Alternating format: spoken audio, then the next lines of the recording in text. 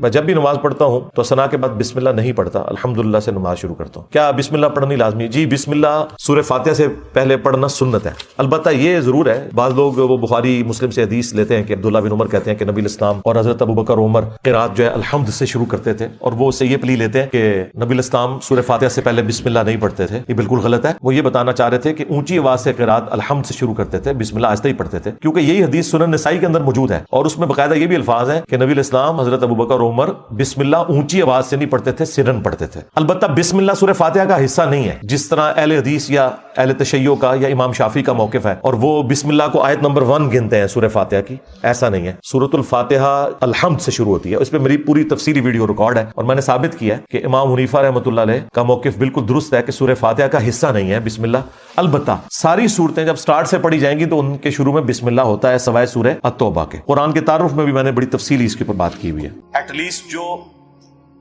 نبی الاسلام نے تاکیداً اذکار بتائے وہ تو کریں نا، جیسے نبی الاسلام نے ابو داؤد ترمذی میں حکم دیا ہے کہ ہر فرض نماز کے بعد آخری 3 سورتیں ایک ایک دفعہ پڑھی جائیں، تو یہ تو کم از کم پڑھے۔ اس طریقے سے آیت الکرسی کے بارے میں سنن نسائی الکبریٰ میں آیا کہ جو پڑھ لے گا ہر فرض نماز کے بعد مرتے ہی جنت میں داخل ہوگا، یہ پڑھے۔ تسبیحات فاطمہ کے بارے میں بخاری مسلم میں آیا کہ سمندر کی جھاگ کے برابر بھی گناہ ہوئے تو معاف ہو جائیں گے، اور کوئی شخص جو یہ وظیفہ کرتا ہے کبھی محروم نہیں لوٹایا جاتا۔ ہم دیکھیں سنت اذکار فرض نماز کے بعد کے اور سنت اذکار صبح و شام کے، اس میں بھی میری ویڈیوز ہیں۔ لوگ کہتے ہیں انجینئر صاحب اختلافی موضوعات پہ بولتے ہیں۔ بخاری اور مسلم دونوں میں ہے کہ فرض نماز کا مکمل ہونا نبی علیہ السلام کی ہم تکبیر کی آواز سے پہچانتے تھے، یعنی بلند آواز سے آپ اللہ اکبر کہتے تھے۔ پہلے ایک دفعہ اللہ اکبر بلند آواز سے کہنا ہے، پھر 3 دفعہ آہستہ آواز میں استغفر اللہ۔ یہ ہمارے اہل حدیث بھائی جو ہیں اس سنت پہ عمل کر رہے ہیں، لیکن وہ استغفر اللہ بھی اونچا بولتے ہیں۔ استغفر اللہ اونچا بولنا خلاف سنت ہے، صرف اللہ اکبر بلند آواز سے۔ اور دوسری طرف علماء عرب ہیں، انہوں نے اپنے اذکار کارڈ میں سے اللہ اکبر نکال ہی دیا ہوا ہے، وہ صرف استغفر اللہ پڑھتے ہیں۔ اور جب ان سے پوچھیں کہ یار اللہ اکبر نہیں پڑھتے، وہ کہتے ہیں نہیں، یہ جو بخاری مسلم میں ہے نا کہ نبی علیہ السلام بلند آواز سے تکبیر پڑھتے تھے، تو تکبیر سے مراد استغفر اللہ ہے۔ دیکھیں آپ بندہ کو ضد میں، استغفر اللہ کس عربی ڈکشنری میں تکبیر ہے؟ اگر آپ نہیں مانتے تو ہم آپ کو علم الکلام اور فقہ والا جواب دیتے ہیں۔ بخاری مسلم میں حدیث ہے، حضرت ابو ہریرہ کہتے ہیں کہ نبی علیہ السلام جب نماز شروع کرتے تو تکبیر کہتے، جب رکوع میں جاتے تو تکبیر کہتے، جب رکوع سے سر اٹھاتے تو سمیع اللہ لمن حمیدہ ربنا ولک الحمد کہتے، جب سجدے میں جاتے تو تکبیر کہتے، جب سجدے سے سر اٹھاتے تو تکبیر کہتے۔ تو کیا وہ استغفر اللہ کہتے تھے؟ کہتے نہیں، وہ اللہ اکبر ہی ہوتا تھا۔ تو بخاری مسلم میں جو ہے کہ نماز کا ختم ہونا میں تکبیر کی آواز سے پہچانتا تھا، تو وہ بھی پھر استغفر اللہ نہیں، تکبیر ہی ہے۔ یہ میں نے فقی علماء عرب کو بھی دی تھی، اور وہ بڑے ضد میں ہیں۔ وہ کسی کارڈ کے اوپر ان سے جو عربی کارڈ بھی چھپ کے آتے ہیں نا، آپ لوگ دیکھیں نا، وہ اللہ اکبر نہیں لکھا ہوتا۔ یہ تو شکر ہے دارالاسلام والوں نے، چونکہ انٹرنیشنلی سب سے بڑا ادارہ ہے اہل حدیث کا، انہوں نے جو اذکار والے چھاپے ہیں اس میں اللہ اکبر چھاپا ہے، تو یہ عام ہوا، ورنہ پاکستان کے اہل حدیث بھی اس کے اندر مبتلا ہو گئے تھے۔ اب ایون یہاں جو عرب ملکوں سے اہل حدیث آتے ہیں نا، وہ اللہ اکبر نہیں اونچا کہتے، وہاں پہ ٹرینڈ نہیں ہے، وہ سنت ہی کھا گئے ہوئے ہیں۔ دیکھو ایک سوال میں کتنے جواب دیتے ہیں۔ تو استغفر اللہ کے بعد آپ سید الاستغفار پڑھ سکتے ہیں۔ بخاری میں حدیث ہے، جو بندہ سید الاستغفار صبح کے وقت ایک دفعہ پڑھ لے پورے یقین کے ساتھ، یہ انٹرنیشنل نمبر کے مطابق ہے 6306۔ ٹھیک ہے جی، ابھی تو میں جوان ہوں۔ اللہم انت ربی لا الہ الا انت خلقتنی وانا عبدک وانا علی عہدک ووعدک ما استطعت اعوذ بک من شر ما صنعت ابوء لک بنعمتک علی وابوء بذنبی فاغفر لی فانہ لا یغفر الذنوب الا انت۔ جو صبح کے وقت پورے یقین سے پڑھ لے، شام سے پہلے مر گیا تو جنتی ہے، اور جو شام کو پڑھ لے صبح سے پہلے پڑھ گیا تو جنتی۔ یہ صبح شام کے اذکار بلو کارڈ میں ہمارا یہ ذکر موجود ہے۔ آپ یہ سید الاستغفار فرض نماز کے بعد پڑھ سکتے ہیں، بلکہ سنت بھی ہے۔ گرین کارڈ میں ہم نے نہیں ڈالا ہوا، جگہ نہیں تھی۔ مسند البزار میں صحیح سند کے ساتھ یہ حدیث موجود ہے کہ نبی علیہ السلام فرض نماز کے بعد بھی ایک دفعہ سید الاستغفار پڑھتے تھے۔ تو نہ صرف یہ جائز ہے بلکہ سنت ہے۔ اور میں الحمدللہ فرض نماز کے بعد جو آیت الکرسی کا وظیفہ ہے، باقی اذکار ہیں، تو میں سید الاستغفار ہر فرض نماز کے بعد پڑھتا ہوں، کیونکہ نبی علیہ السلام کی سنت تھی سید الاستغفار بھی، اور 3 دفعہ استغفر اللہ لادہ سے، اور اللہم انت السلام منک السلام، اور باقی اذکار تسبیحات فاطمہ الگ سے. ہم کیا رکوع سجدہ اور نماز دیگر مقامات پہ جہاں تسبیحات اور دعا کی جاتی ہے اس کے بعد درود شریف پڑھ سکتے ہیں؟ ضرور پڑھیں. دعائیں نبی علیہ السلام کی حدیث ہے صحیح مسلم میں کہ سجدے میں تم اپنے رب کے سب سے قریب ہوتے ہو، اس وقت زیادہ سے زیادہ دعائیں کرو. لیکن صحیح مسلم میں حدیث ہے مولا علی رضی اللہ تعالیٰ عنہ سے کہ نبی علیہ السلام نے ہمیں سجدے اور رکوع میں قرآن پڑھنے سے منع کیا ہے. قرآن نہ پڑھیں، دعائیں پڑھیں. اور دعا قرآن والی دعا بھی پڑھ سکتے ہیں. ربنا آتنا فی الدنیا حسنہ اگر کوئی پڑھتا ہے وہ قرآن نہیں پڑھ رہا، قرآنی دعا پڑھ رہا ہے، دعا کی نیت سے، کیونکہ یہ تو الگ سے حدیث میں بھی ہے. ورنہ تو سبحان اللہ بھی تو قرآن میں آیا ہے، وہ بھی نہیں پڑھ سکتے ہیں. الحمدللہ آیا قرآن میں نہیں. قرآن کی نیت سے قرآن پڑھنا منع ہے. قرآنی دعائیں، قرآنی اذکار رکوع اور سجود میں پڑھیں. بلکہ نبی علیہ السلام دعا نہیں پڑھتے تھے، سبحانک اللہم ربنا وبحمدک اللہم اغفر لی، بخاری مسلم میں آتا ہے رکوع اور سجدے میں. یہ دعا ہی ہے نا، استغفار ہے، دعا ہے، اے اللہ مجھے بخش دے. اس کے بعد آپ درود شریف پڑھیں، اللہم صلی علی محمد وعلی آل محمد. ٹھیک ہے، درود شریف بھی چونکہ دعا ہے نبی علیہ السلام کے حق میں. اہل تشیع تو پڑھتے ہیں رکوع اور سجدے میں، آپ بھی پڑھیں، کوئی مسئلہ نہیں ہے. وطر میں بھی ہم تو پڑھتے ہیں اہل سنت دعائے قنوت کے بعد درود شریف. جنازے میں بھی پڑھتے ہیں درود شریف. ہر نماز کے تشہد میں پڑھتے ہیں درود شریف. رکوع میں سجدے والی دعا منہ سے نکل جائے یا سجدے میں رکوع والی تو کیا سجدہ صاحب ہوگا؟ کوئی نہیں کرنا ہوگا، بلکہ کئی دعائیں تو کامن ہیں. صحیح مسلم میں کہ رکوع اور سجدے میں نبی علیہ السلام پڑھتے تھے سبوح قدوس رب الملائکۃ والروح. بخاری مسلم دونوں میں ہے کہ نبی علیہ السلام رکوع اور سجدے دونوں میں پڑھتے تھے سبحانک اللہم ربنا وبحمدک اللہم اغفر لی. دعائیں کامن ہیں. ایک دعا ہے جو ڈیفرنٹ ہے، جو ترمذی میں آئی ہے کہ نبی علیہ السلام حکم دیتے کہ رکوع میں پڑھیں سبحان ربی العظیم اور سجدے میں پڑھیں سبحان ربی الاعلیٰ. یہ انٹرچینج بھی ہو جائیں، اصل مقصد تسبیحات ہے. سجدہ صاحب واجب نہیں ہوگا، نماز ہو جائے گی. کیا درس کے دوران بندہ دل سے کوئی ذکر کر سکتا ہے یا درس خاموشی سے سنے؟ کر سکتے ہیں ذکر. جمعے کے خطبے کا پروٹوکول ہے کہ اس کے دوران آپ نے کچھ نہیں کرنا. ویسے نبی علیہ السلام کا نام آ گیا صلی اللہ علیہ وآلہ وسلم کر لیں، لیکن مسلسل تسبیح لے کے بیٹھے ہوئے ہیں آپ، تقریر نہیں آپ سن رہے امام کی، خطیب کی، یہ غلط ہے. باقی اس کا وہ پروٹوکول نہیں ہے. بہتر ہے کہ اس میں بھی نہ کریں، لیکن اگر آپ اس کے ذکر کرنے کے دوران مجھے سن بھی صحیح اٹینٹیو ہو کہ یہ پیرلل میں دونوں کام کر رہے ہیں تو جائز ہے. میں نہیں کہنا کہ میرا ہوں ضروری سننا ہے. بعض لوگ ہوتے ہیں جن کی زبان چلتی ہے، میں خود بھی مطلب کئی مجلسوں میں بیٹھتا ہوں، درود شریف پڑھتا رہتا ہوں، میں بات بھی سن رہا ہوتا ہوں. بلکہ ہم تو اب اتنے تیز ہو گئے ہیں، ہماری تو 4 آنکھیں اور 10 کان ہوتے ہیں. لوگوں کے ساتھ وہ دعوت و تبلیغ کی وجہ سے جڑ کے تو 3 نمازیں بھی سمجھ آ رہی ہوتی کہ وہ کہنا ہے تو جائز ہے. یا رسول اللہ کون ہوگا جو جنت میں جانے سے انکار کرتا ہے؟ تو آپ نے فرمایا کہ جس نے میری اطاعت کی، میرا حکم مانا، وہ جنت میں جائے گا، اور جس نے میری نافرمانی کی اس نے جنت میں جانے سے انکار کر دیا. یعنی کلمہ پڑھنے کے باوجود جب میری نافرمانی کر رہا ہے تو اس نے خود سے انکار کر دیا کہ میں نے جنت میں نہیں جانا.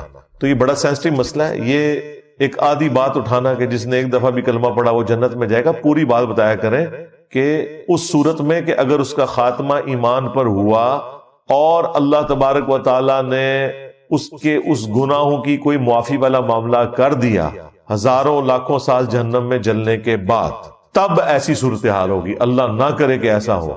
ہم تو موم بتی کے فلیم پہ بھی 1 منٹ کے لیے ہاتھ نہیں رکھ سکتے، تو یہ کہنا کہ جی پھیرا لگے گا تو پھر جنت ہی ٹوری جاؤں گے، سوچ بھی نہیں سکتے. اللہ تعالیٰ فرما رہا ہے سورۃ الفرقان میں کہ جہنم تھوڑی دیر رہنے کے لیے بھی بری جگہ ہے اور مستقل قیام کے لیے بھی انتہائی بری جگہ ہے. اللہم اجرنا من النار، آمین. سورۃ الاحزاب کی آیت نمبر 72 میں انسان کو ظالم اور جاہل کیوں کہا گیا جبکہ اس نے اللہ کی امانت کو اٹھایا؟ یہ قرآن پاک لٹریچر کی زبان میں بات کرتا ہے. تو بیسیکلی اس کو اگر آپ انگریزی میں ٹرانسلیٹ کریں نا، کہ اللہ تعالیٰ یہ کہنا چاہ رہا ہے کہ انسان نے اس آفر کو انڈر ایسٹیمیٹ کر لیا، کہ اسے اندازہ نہیں تھا کہ یہ کہنا تو آسان ہے کہ جو کچھ بھی ہے تیرے محبوب کی امت میں ہے، غلامی رسول میں موت بھی قبول ہے، لیکن پریکٹیکلی جب قربانی دینے کی باری آئے تو ایسا ہوگا نہیں. یہ ان معنوں میں کہا گیا ہے. کیونکہ آپ آگے دیکھیں پھر اللہ تعالیٰ نے فرمایا یہ اس لیے ہوا تاکہ اللہ تعالیٰ اہل ایمان کو جزا دے گا اور کافروں اور منافقین کے لیے عذاب والا معاملہ فرمائے گا. تو اللہ تعالیٰ پھر بعد میں انسان کی تعریف بھی تو کر رہا ہے نا.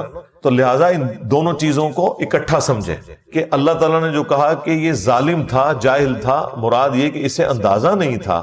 جاہل سے مراد آپ یہ سمجھ لیں جیسے جس کو کسی چیز کی سنگینی کا علم نہ ہو، اسے کہا جاتا ہے جاہل. ظالم اس اعتبار سے کہ خود اس نے اپنے لیے ایک ظلم والا معاملہ کر لیا کہ اسے پتہ ہی نہیں تھا کہ میں یہ جو کچھ کرنے جا رہا ہوں اس کا اینڈ رزلٹ کیا نکلے گا. اپنے اوپر ظلم خود ہی کر لیا. اس نے آفر قبول کی تو اب اسے آفر نبھانی پڑے گی. اس کا قطعاً یہ مقصد نہیں تھا کہ اللہ تعالیٰ کہ ڈیوائن پلان کے کو خلاف یہ بات ہو گئی ہے. اللہ بھی تو یہی چاہتا تھا. سورۃ البقرہ میں آیا کہ میں زمین میں اپنا ایک خلیفہ بھیجنے والا ہوں. تو یہ تو اللہ تعالیٰ نے ڈیسائیڈ کر دیا ہوا تھا کہ زمین میں خلیفہ بھیجنا ہے. اس کے لیے کوئی بھی ایک معاملہ ہونا تھا، وہ اللہ تعالیٰ کی حکمت تھی. تو یہ ان معنوں میں ہے. اور اگر کوئی یہ کہے کہ مجھے تو یاد ہی نہیں ہے کہ میں نے کوئی اللہ تعالیٰ سے اس قسم کا عہد کیا تھا، ہماری انسٹنکٹ کے اندر یہ عہد موجود ہے، اس کو چھوڑ دیں. آج بھی کسی انسان کو یہ آفر کی جائے کہ تم نے چند سال کی زندگی خدا کو دینی ہے، پھر ہمیشہ کی زندگی کی کامیابیاں تمہارا مقدر ہوں گی، جس میں نہ تمہیں موت آئے گی، نہ کبھی بدحال ہوگے، نہ کبھی بوڑھے ہوگے، نہ کوئی غم پہنچے گا، حتیٰ کہ جو تم خواہش کرو گے وہ تمہیں ملے گا. دنیا میں تو انسان کوشش کر کے لیتا ہے تو اس کے لیے اپنی زندگی گنوا دیتا ہے، اور آخرت میں صرف خواہش کر کے مل جائے گا. تو ہر بندہ یہ آفر قبول کرنے کے لیے تیار ہے. اگر آپ کو یقین نہیں آتا تو میں آپ کو مثال دے دیتا ہوں. اگر کسی شخص کو یہ آفر دی جائے کہ جو شخص لاہور سے لے کر جہلم تک ریل کار میں 3 گھنٹے کا سفر کھڑے ہو کر کرے گا، جہلم پہنچتے ہی اس کی پوری زندگی کا خرچہ گورنمنٹ آف پاکستان اٹھائے گی. اس کے بچوں کا خرچہ، اس کی فیملی کی ساری ضروریات، اس کا مکان، سکولنگ، سب کچھ مرتے دم تک گورنمنٹ کے ذمہ ہے. تو کیا خیال ہے پورا لاہور جہلم نہیں پہنچ جائے گا؟ وہ کہیں گے 3 گھنٹے بس، پھر پوری زندگی کے لیے آسانی. آپ ذرا دنیا کی 60 سال کی زندگی کو صرف قیامت کے دن سے کمپیئر کریں تو 3 منٹ بنتا ہے. 50,000 سال کا دن ہے. جنت کی تو میں بات ہی نہیں کر رہا، وہ تو مسلم شریف میں حدیث ہے کہ جنت کی زندگی اور دنیا کی زندگی کو کمپیئر کیا جائے تو ایسے ہی ہے جیسے کوئی شخص انگلی ڈبوئے سمندر میں، سمندر کا پانی جو انگلی کے ساتھ لگے گا وہ دنیا کی زندگی ہے، اور سمندر انفینٹ آخرت کی زندگی ہے. مسلم شریف میں حدیث نہیں آتی کہ دنیا میں جس شخص نے مفلسی کی زندگی گزاری ہوگی لیکن حلال و حرام کی تمیز کی ہوگی، اللہ کا تابع فرمان رہا، اللہ تعالیٰ قیامت کے دن فرشتوں سے کہے گا ذرا ایک پھیرا اسے جنت کا لگواؤ نا. فرشتے اسے لے کے جنت میں جائیں گے.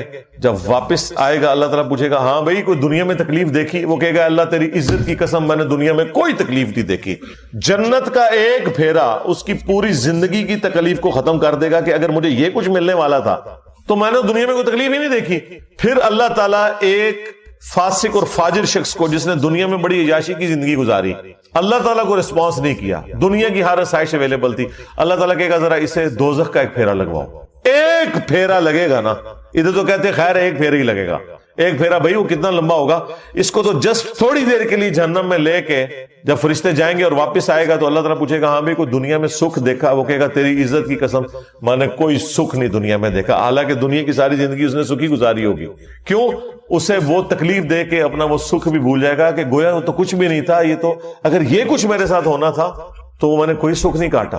یہ اتنا سینسٹیو ایشو ہے، لیکن ظاہر ہے اللہ تعالیٰ نے چیزوں کو امتحان کے ساتھ جوڑا ہوا ہے. پھر ذہن میں رکھیے گا بخاری اور مسلم دونوں میں حدیث ہے کہ اللہ تعالیٰ نے جنت کو ناگوار چیزوں سے ڈھانپ دیا ہے اور دوزخ کو، جہنم کو خوشگوار چیزوں سے ڈھانپا ہوا ہے. وہ پنجابی میں کہتے ہیں کڑگا لگانا. خوشگوار چیز ہوگی آپ اسی کی طرف بھاگیں گے. جنت ناگواری کے ساتھ ہے، اس کے ارد گرد ناگوار چیز ہے. گرمیوں میں فجر کی نماز جماعت سے پڑھنا ناگوار چیز ہے، نیند نہیں پوری ہوتی.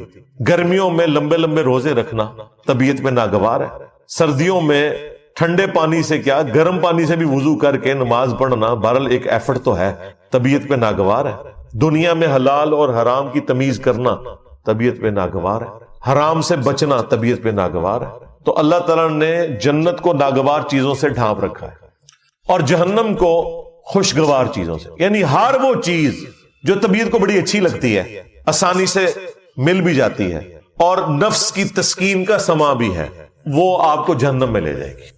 تو دیکھ لیں، اسی کو سپورٹیو حدیث ہے جامعہ ترمذی میں، ابو داؤد کے اندر، سنن نسائی کے اندر، ابن ماجہ کے اندر، کہ جب اللہ تعالیٰ نے جنت کو پیدا کیا تو حضرت جبرائیل سے کہا کہ ایک دفعہ ذرا جنت دیکھ کر آؤ. جب وہ دیکھ کے آئے تو اللہ تعالیٰ فرمایا ہاں بھائی جبرائیل کیا دیکھا؟ کہ یا اللہ مجھے نہیں لگتا کوئی شخص بھی ایسا ہوگا جو اپنا تن من دھن سب کچھ نہ لگا دے اس جنت کے حصول کے لیے. یہ تو ساری جنت میں جائیں گے, یہ جگہ ہی بڑی اچھی تو نے بنائی ہے. اللہ تعالیٰ فرمایا رکو ذرا صبر کرو. ہاں اللہ تعالیٰ نے جنت کو ناگوار چیزوں سے ڈھانپ دیا, حلال اور حرام کی تمیز, شریعت کی پابندی کی تکلیف, سب کچھ. مومن کو تو روزانہ مرنا پڑتا ہے, سیدھی سی بات ہے, روزانہ جینا پڑتا ہے. ابھی تو نبی علیہ السلام نے فرمایا صحیح مسلم کی حدیث کہ دنیا مومن کے لیے قید خانہ ہے اور کافر کے لیے جنت ہے. جب وہ دوبارہ گئے نا اور وہ جنت تک پہنچنے کے لیے وہ تمام تکلیف دیکھی, واپس آ گئے, انہوں نے کہا تیری عزت کی قسم مجھے نہیں لگتا کوئی بندہ جنت میں جانے میں کامیاب ہوگا, اتنی مشکل تو نے جنت کر دی ہے. پھر اللہ تعالیٰ نے جہنم کی طرف بھیجا حضرت جبرائیل علیہ السلام کو. واپسی پہ پوچھا تو انہوں نے کہا تیری عزت کی قسم کوئی شخص بھول کے بھی کوئی ایسا عمل نہیں کرے گا کہ اسے یہ عذاب دیکھنا پڑے, مجھے نہیں لگتا کہ کوئی بندہ ایسا عمل کرے کہ جہنم میں جائے. پھر اللہ تعالیٰ نے جہنم کو خوشگوار شہوات سے ڈھانپ دیا, ہر اٹریکٹفل چیز اس کے ساتھ ڈھانپ دیا. جب وہ دیکھ کے واپس آئے نا پھر اللہ تعالیٰ نے پوچھا کہ اب جبرائیل سنا. انہوں نے کہا یا اللہ مجھے نہیں لگتا کوئی بندہ جہنم میں جانے سے بچ سکے, کیونکہ تو نے اس کو اتنا خوشنما بنا دیا ہے کہ اس امتحان میں شاید ہی کوئی کامیاب ہوگا, ادروائز سب کے سب جہنم میں ہی گریں گے. لیکن یہ حیران کن بات ہے, دنیا میں جتنے اعمال آپ کو جہنم میں لے جانے والے ہیں نا, جتنی خواہشات جہنم میں لے جانے والی ہیں, یہ ساری خواہشات جنت میں انعام کے طور پر ملنے والی ہیں. کتنی حیران کن بات ہے کہ دنیا میں یہ چیزیں جہنم میں جانے کا سبب ہے, آخرت میں جنت میں انعام میں یہ چیزیں ملنے والی ہیں. مرد کے لیے کیا سونے چاندی کے کنگن نہیں قرآن میں آیا, ریشمی لباس, یہاں تو 4 عورتوں کی اجازت, وہاں تو کتنی عورتیں, ان کی تفصیلات طارق جمیل صاحب سے پوچھیں. ہر وہ چیز جو دنیا میں انسان کو ڈیویٹ کر کے جہنم تک پہنچا سکتی ہے نا, جنت میں وہی کچھ انعام مل رہا ہے. تو اس کا مطلب آپ سمجھ رہے ہیں کیا ہے؟ اس کا مطلب یہ ہے کہ دنیا میں بیسیکلی ان چیزوں سے روک کے اللہ تعالیٰ نے آپ سے ایک روزہ رکھوایا جس کی افطار جنت میں ہوگی.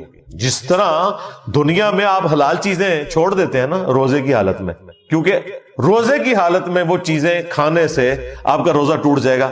روزہ دار کے لیے کھانا کھانا پانی پینا حرام ہے, افطار کے بعد وہ کر سکتا ہے. تو لہذا دنیا میں جو آپ کو نعمتیں جن سے اللہ تعالیٰ نے روکا ہوا ہے یا اس کے اوپر کوئی قدغن لگائی ہوئی ہے یا پابندی لگوائی ہوئی ہے, وہ جنت میں اللہ تعالیٰ نے اٹھا لینی ہے اور وہی آپ کے لیے انعام بھی ہے. اس سے بڑا کیا انعام ہوگا کہ بخاری مسلم میں حدیث ہے جب جنتی جنت میں داخل ہوں گے تو اللہ تعالیٰ کی طرف سے ایک فرشتہ ندا کرے گا کہ آج کے بعد تمہیں کبھی موت نہیں آئے گی, ہمیشہ زندہ رہو گے. لو جی ختم, سب سے بڑی تلوار ختم. آج کے بعد تمہیں کبھی بڑھاپا نہیں آئے گا, ہمیشہ جوان رہو گے. آج کے بعد کبھی تم بدحال نہیں ہوگے, ہمیشہ خوشحال ہی رہو گے. خوشحالی کیا ہے؟ جو آپ خواہش کریں گے وہ آپ کو ملے گا. اور چوتھی چیز فرمائی, آج کے بعد اللہ کبھی بھی تم سے ناراض نہیں ہوگا, ہمیشہ راضی رہے گا. یعنی جنت میں آپ جو مرضی کریں اللہ کی نافرمانی نہیں ہوگی. کتنی بڑی نعمت ہے. تو دنیا میں روزہ ہے اور جنت میں آخرت میں وہ کھلنے والا ہے. ہاں یہاں جو بندے پابندی کر لیں گے, بخاری مسلم میں حدیث ہے جنت اور جہنم کے درمیان لا کر موت کو مینڈے کی شکل میں ذبح کر دیا جائے گا. اللہ تعالیٰ پھر مبارکباد دے گا جنتیوں کو کہ جاؤ بے فکر ہو جاؤ, میں نے موت ہی ختم کر دی, میری مخلوق تھی نا ختم کر دی. الذی خلق الموت والحیات لیبلوکم ایکم احسن عملا. اللہ نے زندگی اور موت کو اس لیے پیدا کیا تاکہ تمہاری جانچ کرے. موت اللہ کی مخلوق ہے, اس کو اللہ تعالیٰ ختم کر دے گا. جب وہ ختم کر دے گا تو کسی کو موت آئے گی نہیں. اور جہنمیوں کو کہا جائے گا کہ جاؤ آپ اپنی بدبختی کے اوپر چیخو پکارو, تمہیں بھی موت نہیں آئے گی, ہمیشہ کے لیے جہنم میں رہو گے. وَلِعَوْذُ بِاللَّهِ تَعَالَى. اللهم اجرنا من النار. اللهم انا نسألك جنة الفردوس مع النبيين والصديقين والشهداء والصالحين. آمین. تو انسان تھوڑا سا غور و تفکر کرے تو انسان کو پتا چل جائے گا کہ کوئی اللہ تعالیٰ نے انسان کے ساتھ ظلم نہیں کیا. یہ جو آفر لگائی ہے یہ تو ہر بندے نے ویل کر لینی ہے. لہذا وہ بات شروع ہوئی تھی سورہ الاحزاب کی اس آیت سے کہ انسان ظالم تھا, جاہل تھا, اس نے انڈر ایسٹیمیٹ کیا, لیکن جب کامیاب ہو جائے گا پھر اسے کہا جائے گا بھائی مبارک ہو, فرشتے جنت کے دروازوں پہ استقبال کر رہے ہوں گے. تو یہ اللہ کے پلان کا حصہ تھا، اس لیے اللہ تعالیٰ نے آن کیا۔ پھر دیکھیں اللہ تعالیٰ نے اپنے پیغمبروں کو بھیجا، ان کے ساتھ کتابیں نازل کی تاکہ انسان کو اس ہدایت کے سفر پہ چلنا آسان ہو جائے۔ سورہ النساء میں اللہ تعالیٰ نے فرمایا ہم نے انبیاء اور کتابیں اس لیے بھیجی تاکہ قیامت کے دن کوئی اللہ تعالیٰ کے اوپر حجت نہ کر سکے انبیاء اور کتابوں کے آ جانے کے بعد۔ یعنی حالانکہ اللہ تعالیٰ اس چیز کا پابند نہیں تھا، پھر بھی اس کی شفقت ہے۔ نور علی نور اس نے کیا ہے۔ ایک ہماری انسٹنکٹ میں اچھائی اور برائی کی تمیز ڈال دی۔ ہر شخص جھوٹ بولنے کو برا اور سچائی کو اچھا سمجھتا ہے، چاہے اس کے پاس نبیوں کی تعلیمات نہ بھی پہنچی ہو۔ ہاں جب نبیوں کی تعلیمات آ جاتی ہیں وہ نور علی نور، نور کے اوپر نور ہو جاتا ہے، پھر تو ہر چیز کھل کے سامنے آ جاتی ہے۔ اس کے باوجود کوئی شخص جہنم میں چلا جائے تو اس کے اپنے اعمال ہیں۔ اللہ تعالیٰ نے انسان کے اوپر ظلم نہیں کیا۔ انا ہدیناہ السبیل اما شاکرا و اما کفورا، ہم نے ہدایت کا راستہ واضح کر دیا، چاہو تو شکر گزاری کی روش اختیار کرو اور چاہو تو نہ شکری کی، تمہاری اپنی مرضی ہے۔ لیکن اس کا یہ مطلب نہیں ہے کہ جو اللہ نے یہ آفر دیے تو اس کا مطلب ہے کہ اللہ تعالیٰ بے پرواہ ہے اس معاملے میں، جو مرضی کرتے رہو۔ نہیں، اللہ تعالیٰ اپنے تابع فرمان بندوں کو جنت میں پھر بھیجے گا اور جو نافرمان ہے انہیں جہنم میں بھیجے گا۔ یہ کوئی نہیں کہہ سکتا کہ میری تقدیر میرے اوپر غالب آ گئی، نہیں، اللہ تعالیٰ نے بالکل واضح فرما دیا ہے سورہ الزمر کے اندر۔ اور میں تو اس آیت کو سورہ الزمر سورت نمبر 39 کی آیت نمبر 7 ہے، میں اسے کہتا ہوں یہ مسئلہ تقدیر کو حل کرنے والی ہے۔ جو لوگ تقدیر کا سہارا لیتے ہیں نا اپنی برائی کے اوپر پردہ ڈالنے کے لیے، اللہ تعالیٰ کے کھاتے میں ڈال دیتے ہیں، ان کے لیے شرم کا مقام ہے۔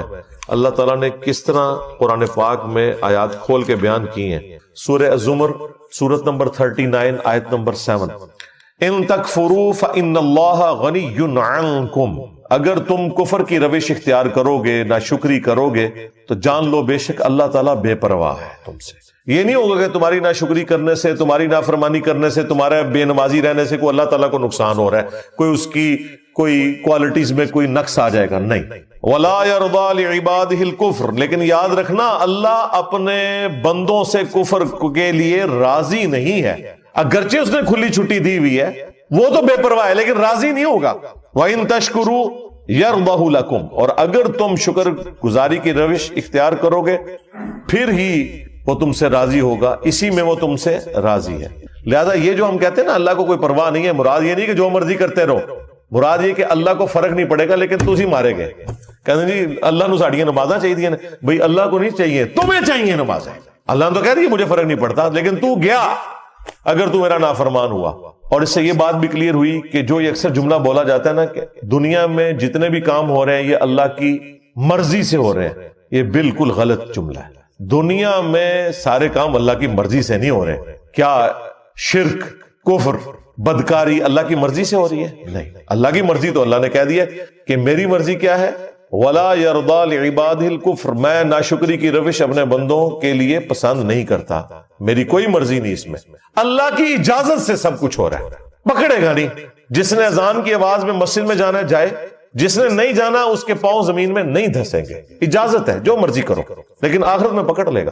مرضی یہ نہیں ہے کہ جو مرضی کرو، مرضی یہی ہے کہ پیغمبروں کی پیروی کرو، کتابوں کے پیچھے چلو۔ وَإِن تَشْكُرُوا يَرْضَهُ لَكُمْ، اور اگر شکر گزاری کی روش اختیار کرو گے تو اللہ تعالیٰ اپنے بندوں سے یہی پسند کرتا ہے۔ وَلَا تَزِرُ وَازِرَةٌ وِزْرَ أُخْرَى، اور جان لو کہ کوئی جان دوسری جان کا بوجھ قیامت کے دن نہیں اٹھائے گی۔ تم لاکھ کہتے رہو کہ عبد القادر جیلانی ہمیں جنت میں لے جائیں گے، سرکار ایسا ہو ہی نہیں سکتا۔ جب نبی علیہ السلام اپنی بیٹی خاتون جنت کے بارے میں یہ کہہ رہے ہیں نا کہ میری بیٹی فاطمہ میرے مال سے جو لینا ہے لے لے، اگر اللہ کے حضور پکڑی گئی تو میں تیرے کچھ کام نہیں آؤں گا۔ اگر سیدہ فاطمہ کا یہ سٹیٹس ہے تو بابے شاہی کوئی نہیں، ہاں فاطمہ کے جیسا ہے ہی کوئی نہیں، تیرا بابا دے شاہی کوئی نہیں۔ بابے کا نام نہیں لیتے، ہو سکتا ہے بابے نے بیچارے نے نہ کہا ہو، یہ بھی ہو سکتا ہے نا، کہا ہوا تو پھنس جائے گا، نہ کہا ہوا تو بچ جائے گا۔ ہمیں تو کسی بابے سے کوئی انٹرسٹ نہیں۔ ثم الى ربکم مرجعکم، اس کے بعد تمہیں لوٹ کر اپنے رب کے پاس جانا ہے۔ فینبئکم بما کنتم تعملون، تو وہ تمہیں پھر خبر دے دے گا جو کچھ تم دنیا میں کیا کرتے تھے۔ انہ علیم بذات الصدور، بے شک وہ تو سینوں کے چھپے ہوئے رازوں کا بھی جاننے والا ہے۔ اللہم حاسبنا حسابا یسیرا، آمین۔ گرفت پہ آ جائے تو وہ سورہ المومن میں ہے کہ وہ آنکھوں کی خیانت کو بھی جانتا ہے. آنکھ سے بھی کسی نے کوئی خیانت کی ہے، بدنگاہی کی ہے، یا اس کے ذریعے کسی کو نقصان پہنچانے کی کوشش کی ہے، وہ اللہ تعالیٰ اس کو بھی جاننے والا ہے. وَلِعَوْذُ بِاللَّهِ تعالیٰ. تو یہ معاملہ بالکل کلیئر ہے. پھر ایک اور آیت ہے مسئلہ تقدیر کے حوالے سے، وہ بھی کمال ہے، سورہ طٰہٰ. اس میں اللہ تعالیٰ نے اینڈ پہ جا کے اس حوالے سے عقیدہ کلیئر کیا ہے. جو ان لوگوں کا یہ وتیرہ بن چکا ہے نا کہ ہر چیز تقدیر کے اوپر ڈالتے ہیں، وہ اللہ تعالیٰ نے سٹیٹس کلیئر کر دیا ہے. اور کہتے نہیں ہماری تو قسمت تھی، ہم بدبخت نکلے. اللہ نے بتایا کہ بدبخت کون ہے. بدبخت وہ نہیں ہے جو اپنی مرضی سے اللہ رسول کا راستہ اختیار کرتا ہے. بدبخت وہ ہے جو اپنی مرضی سے اللہ اور اس کے رسول کی نافرمانی کرتا ہے اور پھر وہ بدبختی کا مستحق ہو جاتا ہے. تو یہ ہے آیت نمبر 123 قصہ آدم اور ابلیس کے کانٹیکسٹ میں. قَالَ اهْبِطَا مِنْهَا جَمِيعًا.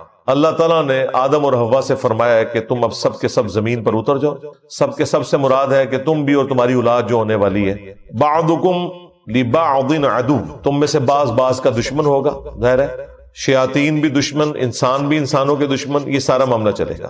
لیکن ایک بات یاد رکھنا، فَإِمَّا يَأْتِيَنَّكُم مِّنِّي هُدًى. اب جب کبھی بھی میری طرف سے کوئی ہدایت کی کتاب آئے گی نا تمہاری طرف، فَمَنِ اتَّبَعَ هُدَايَ. تو جو کوئی بھی پھر ہدایت کی کتاب کی پیروی کرے گا، فَلَا يَضِلُّ وَلَا يَشْقَى. تو نہ وہ کبھی گمراہ ہوگا اور نہ بدبخت ہوگا. یہ دیکھ لیں اللہ تعالیٰ فرما رہا ہے جو کتابوں کی انبیاء کی پیروی کرے گا نہ وہ بدبخت ہوگا نہ گمراہ ہوگا. اس کو وائس ورسا کر لیں، جو اپنی مرضی سے کتابوں کا انبیاء کا نافرمان ہوگا وہ خود بدبختی کمائے گا، وہ خود گمراہ ہو رہا ہوگا. تو یہ ویسے ہی لوگ آ کے بڑے بولے بن کے پوچھ رہے ہوتے ہیں نا ہم سے، او جی اگر ہماری تقدیر میں پہلے ہی لکھا ہوا ہے، تیری تقدیر واقعی لکھی ہے بدبختہ. ہاں آج اگر گورنمنٹ اناؤنسمنٹ کرے نا کہ فجر کی نماز جو جماعت سے پڑھے گا فی فجر کی نماز $1000 دیے جائیں گے اسے، سب تو بڑا بدبخت لے آؤ، وہ بھی بدبخت نہیں ہوئے گا. اپنی مرضی سے سب کچھ کر رہا ہوتا ہے انسان، خام خواہ وہ تقدیر کا سہارا لے رہا ہوتا ہے اپنے آپ کو سیٹسفائی کرنے کے لیے، کبوتر کی طرح آنکھیں بند کر لیتا ہے. ایسا بالکل نہیں ہوتا. ایسا تو نہیں ہوتا، ایسا تو نہیں ہوتا. یہ پتا ہوتا ہے کہ ایسا نہیں ہوتا. اپنے دنیاوی معاملات کے اندر کوئی شخص بھی تقدیر کے اوپر معاملات کو نہیں ڈالتا. جیسے ہی دین پہ چلنے کی باری آتی ہے تو کبھی تقدیر غالب آ جاتی ہے، کبھی کوئی اور مسئلہ غالب آ جاتا ہے، پھر کہتے ہیں دعا کرو جی اللہ تعالیٰ توفیق دے. بے توفیق کیا، تم تو توفیق ملنی نہیں. کوشش کرو پھر دعا کوئی فائدہ دے گی. ادروائز اگر کوئی شخص خود بدبختی پہ اترا ہوا ہے اسے تو پیغمبر کی دعا کوئی نفع نہیں دے سکتی اگر کوئی شخص خود سویا ہوا ہے. ہاں انک لا تہدی من احببت ولکن اللہ یہدی من یشاء. اے نبی جس سے تم محبت کرتے ہو تم اسے ہدایت نہیں دے سکتے.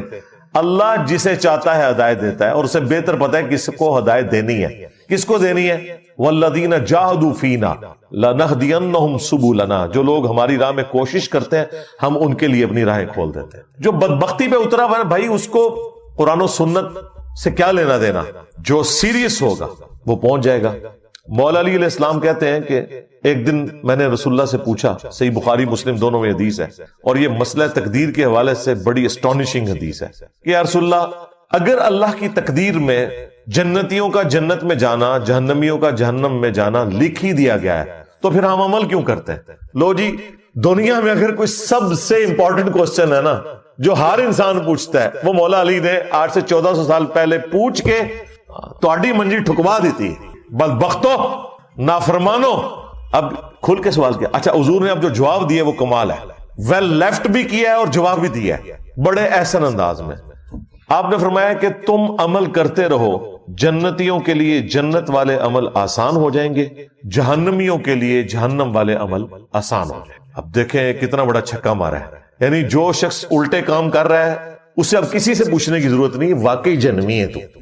اور جو کوشش کر رہا ہے اب اسے کسی سے پوچھنے کی ضرورت نہیں، انشاءاللہ وہ جنتی ہے جبھی وہ جنت کے راستے پہ چل جاتا ہے. اچھا نبی علیہ السلام نے جب یہ بات کی ساتھ پھر آپ نے قرآن کی آیت پڑھی فَأَمَّا من اعطى واتقى وصدق بالحسنى فسنيسره لليسرى.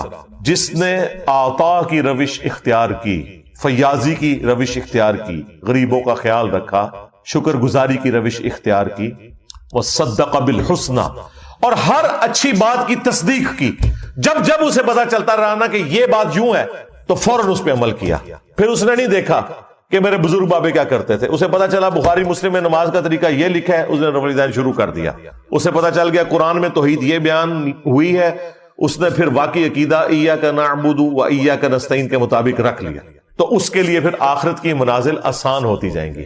وَأَمَّا مَن بَخِلَ وَاسْتَغْنَى وَكَذَّبَ بِالْحُسْنَى, جس نے بخل کنجوسی کی روش اختیار کی اور بے پرواہ رہا اور جو اچھی بات تھی اس کا انکار کرتا رہا, تو اس کے لیے پھر اب آنے والی منازل مشکل ہوتی چلی جائیں گی. یہ حدیث بخاری اور مسلم کی مسئلہ تقدیر کو بالکل حل کرتی ہے. لہذا کبوتر کی طرح آنکھیں بند کرنا بند کر دو. ہاں بالکل قرآن اپنے مقدمے میں واضح ہے میرے بھائی. قرآن کا مقدمہ, پیغمبروں کا مقدمہ اس کے اوپر کھڑا ہے کہ انسان کو اللہ نے اختیار دیا ہوا ہے. اگر اختیار نہیں دیا ہوا تو پیغمبر کیوں آئے ہیں ادھر؟ اسی لیے آئے نا کہ اختیار دیا گیا ہے, یہ حق کا راستہ ہے, یہ باطل کا راستہ ہے. ہاں جو چیزیں ہماری تقدیر سے متعلق ہے نا, ان کے بارے میں ہم سے سوال بھی نہیں ہونا. کسی شخص سے نہیں پوچھا جائے گا تو لاہور میں کیوں پیدا ہوا, تو ایتھوپیا میں کیوں پیدا ہوا, تو امریکہ میں کیوں پیدا ہوا, تیرے ماں باپ فلاں کیوں تھے, تیرے چہرے کی رنگت یوں کیوں تھی, تیری آنکھوں کا رنگ کیوں. یہ ساری چیزیں تقدیر ہیں. آپ سے یہ نہیں پوچھا جائے گا, آپ سے وہ پوچھا جائے گا جس کا اللہ نے آپ کو اختیار دے دیا, اور آپ اس کے مطابق اگر نہیں چلیں گے پکڑ ہو جائے گی. سمپل. بولے بن کے پوچھتے رہتے ہیں کہ او جی پہلے قسمت ہی لکھے ہے, پھر کتوں کرنا ہے جی, اندازہ کرے. تو جو پھر یوں ہے نا اس کو پھر یہی جواب دینا چاہیے, تیری قسمت میں یہی کچھ لکھا ہوا ہے.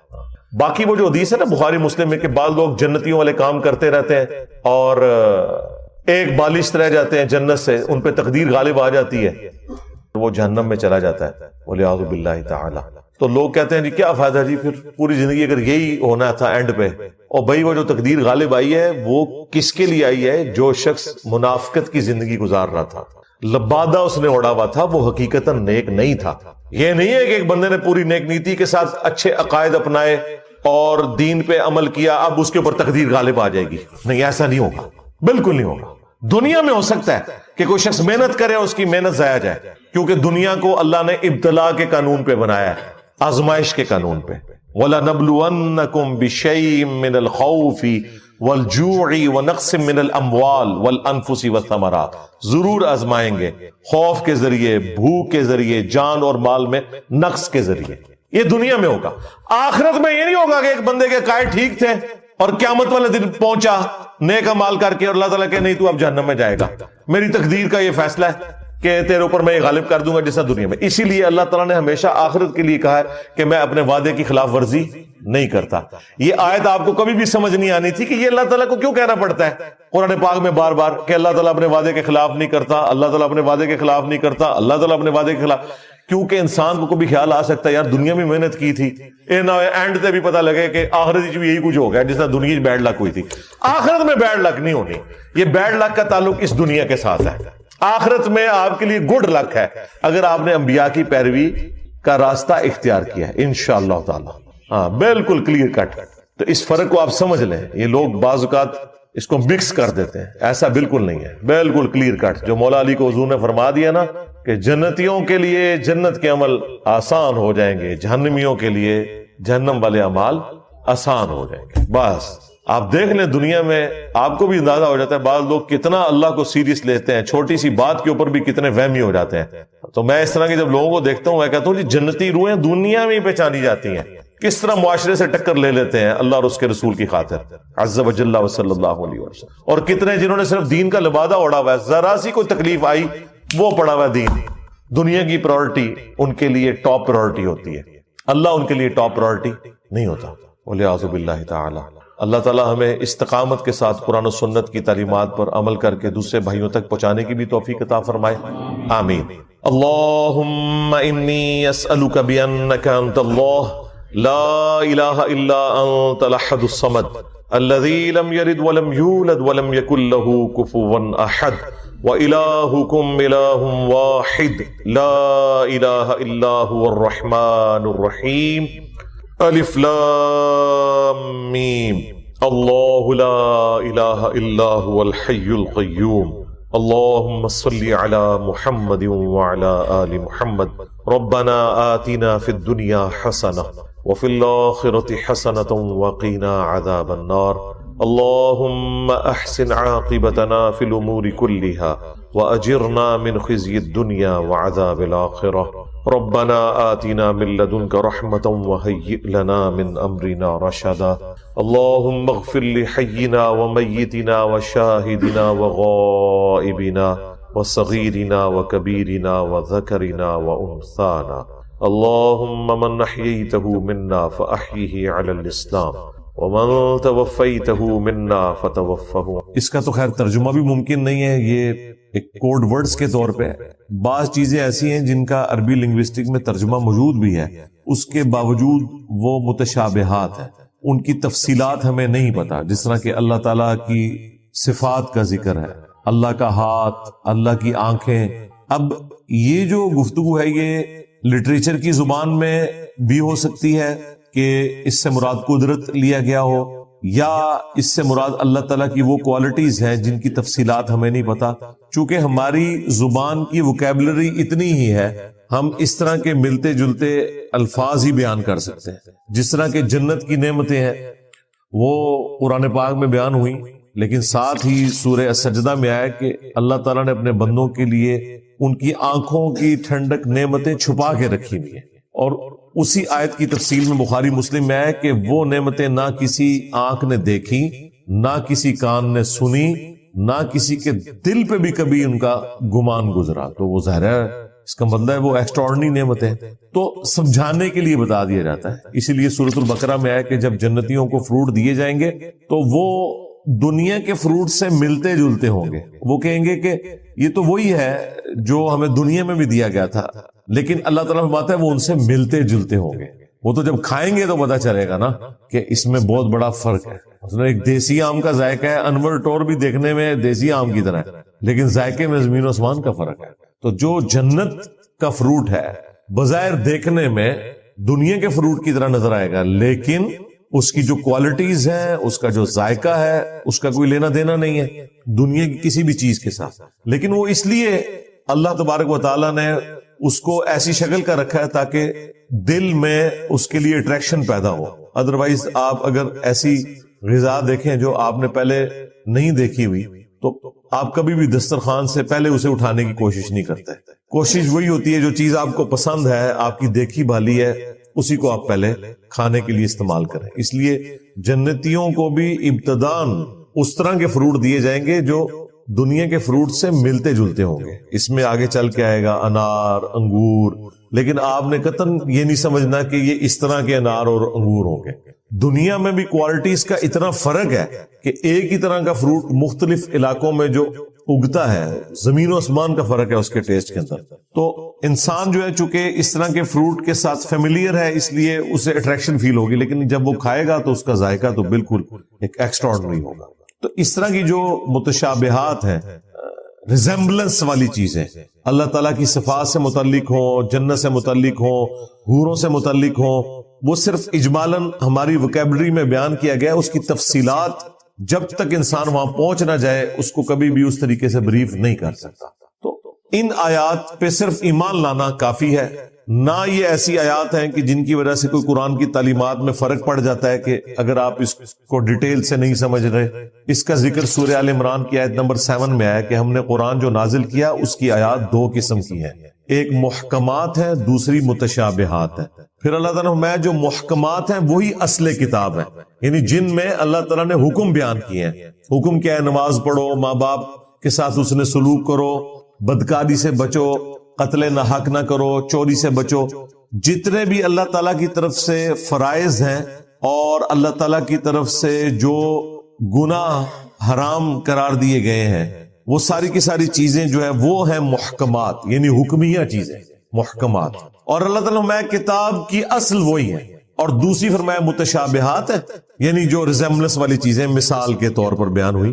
اللہ تعالیٰ فرمایا ان پر اہل ایمان لاتے ہیں، اور جن لوگوں کے دلوں میں ٹیڑھ پن ہوتا ہے وہ کہتے ہیں ہمیں اس کا مطلب بھی بتایا جائے کہ کیا ہے، حالانکہ اس کا کوئی لینا دینا نہیں ہے آپ کے کسی بھی معاملے کے ساتھ جو آپ نے شریعت کے اوپر چلنا ہے. اور اہل ایمان کی نشانی یہ ہے کہ وہ یہ کہتے ہیں یہ ساری کے سارا اللہ کی طرف سے نازل ہوا، ہم اس پہ ایمان لاتے ہیں، پھر وہ دعا کرتے ہیں ربنا لا تزغ قلوبنا بعد اذ ہدیتنا وہب لنا من لدنک رحمہ انک انت الوہاب۔ اے رب ہمارے دلوں کو ٹیڑھا نہ کرنا اس کے بعد کہ تو نے ہمیں ہدایت عطا فرمائی، اور ہمیں اپنی طرف سے رحمت عطا فرما اے عطا فرمانے والے۔ اہل ایمان کی روش یہ ہوتی۔ آمین۔ تلک آیات الکتاب، یہ آیات ہے الکتاب کی، اللہ کی کتاب، یا اس سے مراد لوح محفوظ بھی جس سے یہ قرآن نازل کیا گیا، الکتاب، والذی انزل الیک، اور جو نازل کیا گیا آپ کی طرف میں ربک، آپ کے رب کی طرف سے، الحق، وہ حق ہے، با مقصد ہے، پرپس فل ہے، سچائی پر مبنی ہے، ولیکن اکثر الناس لا یؤمنون، لیکن اکثریت لوگوں کی ایمان نہیں لاتی، حق بات کو قبول نہیں کرتی۔ یہ پورے قرآن کا اسلوب ہے کہ اکثریت ہمیشہ گمراہ رہے گی، بہت کم لوگ ہیں جو حق بات کو قبول کریں گے۔ اس وقت بھی آپ دنیا میں دیکھ لیں، مسلمانوں کو اگر کمپیئر کریں تو دنیا میں آلموسٹ 2/3 کے قریب کفار ہی ہیں۔ لا الہ الا انت سبحانک انی کنت من الظالمین، اور قرآن میں بھی ہے کذالک ننجی المؤمنین، ہم مومنین کو بھی نجات دیں گے جس طرح یونس کو دی تھی اس دعا کی برکت سے۔ میرا تو کلپ ہے مصیبت اور پریشانی سے بچاؤ کے 3 وظائف، اس میں سے ایک وظیفہ یہ ہے، دوسرا حسبنا اللہ و نعم الوکیل، تیسرا یا حی یا قیوم برحمتک استغیث۔ صبح و شام کے اذکار جو ہیں وہ اگر فرض نماز سے پہلے کر لیے جائیں تو فجر کا وقت داخل ہونے کے بعد صبح کے اذکار کر سکتے ہیں آپ، ٹھیک ہے، ٹھیک ہے جی، ختم سحری کے فوراً بعد، چاہے فجر پڑی ہو، کیوں؟ وہ صبح کے اذکار ہیں۔ ٹھیک۔ اور شام کے اذکار، چونکہ شام کے اذکار ہیں، آپ غروب آفتاب سے پہلے کر لیں، سب سے افضل وقت وہ ہے، ورنہ آپ مغرب کے بعد کر لیں، افضل وقت یہ ہے کہ مغرب سے پہلے کریں۔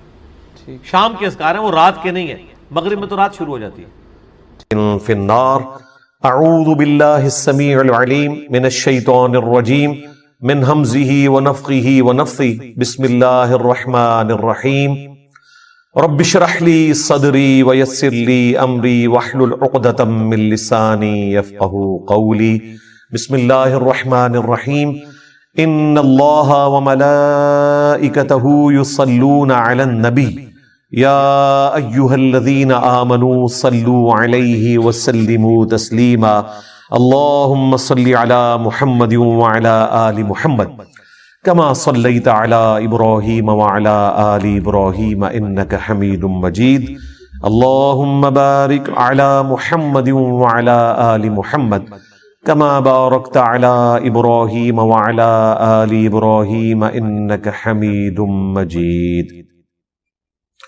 اللہم ربنا آتنا فی الدنیا حسنہ وفی الآخرۃ حسنۃ وقنا عذاب النار، ربنا آتنا من لدنک رحمہ وہیئ لنا من امرنا رشدا، لا الہ الا انت سبحانک انی کنت من الظالمین، حسبنا اللہ ونعم الوکیل، یا حی یا قیوم برحمتک استغیث، ولا حول ولا قوة الا باللہ العلی العظیم، آمین۔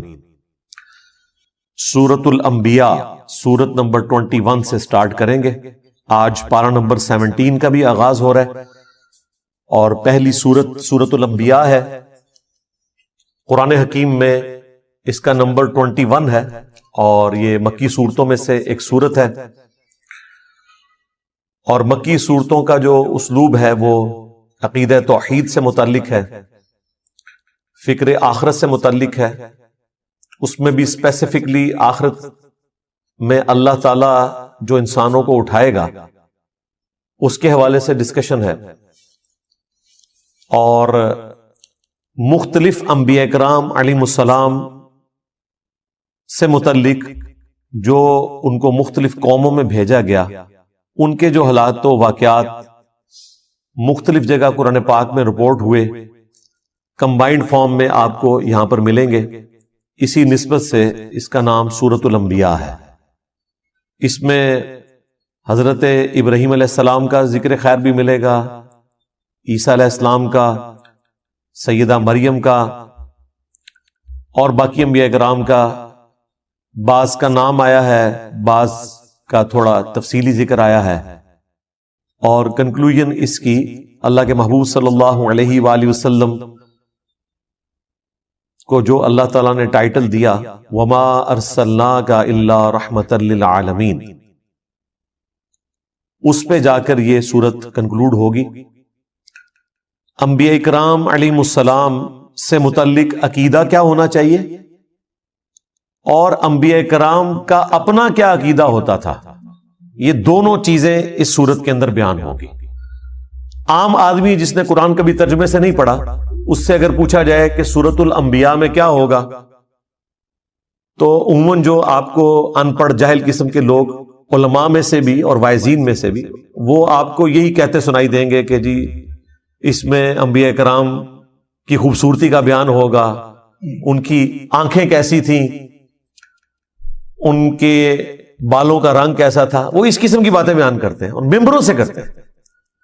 سورۃ الانبیاء سے بہتر اور کوئی سورت نہیں ہے بات بتانے کے لیے کہ انبیاء سے متعلق آپ کا کیا عقیدہ ہونا چاہیے اور انبیاء کا عقیدہ توحید اپنا کیا تھا۔ یہ دونوں باتیں اس میں بیان ہوئی ہیں۔ اور ہمارے سب کانٹیننٹ میں جو دین تصوف نے عقائد کی خرابی پروپیگیٹ کر دی ہے، اس کی جڑ کاٹنے کے لیے یہ ایک سورت کافی ہے، چھوٹی سی سورت ہے، اور عقیدہ توحید کو بھی واضح کرے گی، انبیاء کرام علیہ السلام کے اپنے سٹیٹس کو بھی واضح کرے گی کہ انبیاء کے بارے میں آپ نے کیا عقیدہ رکھنا ہے، ان کو منی گاڈ نہیں بنانا، اور انبیاء کرام ہر مشکل ہر پریشانی میں اپنے رب کی طرف رجوع لاتے تھے۔ اس کا ذکر بھی آپ کو اس میں ملے گا۔ یہ ڈومیننٹ چیز ہے سورۃ الانبیاء کے حوالے سے۔ سٹارٹ ہی میں آپ کو نبی اسلام کا جو ذکر خیر ہے، آپ کی جو دعوت توحید ہے، اس کے مقابلے پر مشرکین عرب نے جو آپ کو رسپانس کیا اور جو آپ کے لیے غلط زبان استعمال کی، آپ علیہ السلام کو جو تانے دیے، اور اس پر جو اللہ تعالیٰ کا جواب ہے، شروع کی چند آیات میں ہی آپ کو عقیدہ کلیئر ہو جائے گا۔ اس عقیدے کا کوئی لینا دینا نہیں ہے دین تصوف میں پھیلائے گئے عقیدوں سے، جن میں پیغمبر منی گاڈ ہوتا ہے، کوئی بزرگ بابا جو ہے وہ منی رسول ہوتا ہے، اور ان کے علماء جو ہیں وہ منی صحابی ہوتے ہیں۔ یعنی اس طرح ان کو ٹائٹل دیے ہوتے ہیں انہوں نے، اور ایسے مرتبے دیے ہوتے ہیں۔